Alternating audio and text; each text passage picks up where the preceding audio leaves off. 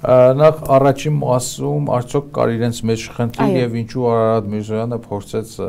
առաջնային այդպես սվաղ անել, որովհետեւ Արարատ Միրզոյանը ինքը փորձ ունի, ինքը շատ դառը փորձ ունի եւ հաստատ ինքը դեռևս չի մոռացել, թե հասարակությունը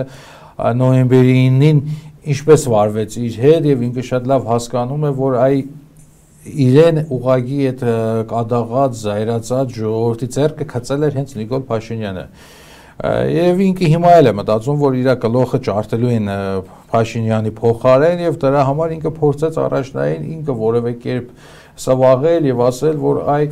սա որևէ բան մեզ այսպես մի ակնկալեք, որովհետեւ միայն այդ գումարը չի, կարող է նորից գումարներ լինել, կարող է ինչ-որ բան լինել, այսինքն սա վախեցած մարդու կամ մեկ անգամ շանսադակ եղածի այսպես վախերներ, որպեսզի երկրորդ անգամ նորից իրեն ոտածտակ չտան ու ավելի շատ ինքը այդ ետերը նայելուց ես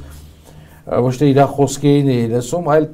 տեսնում էի, թե ինքը ինչ կան է այսպես սրտանց ուզում մատով ցույց տա Փաշինյանին եւ ասի, որ այս անգամ իրեն կսատկացնեք, ոչ թե ինչ։ Այսինքն ես այդպես եմ բնորոշում իր հարցազրույցը։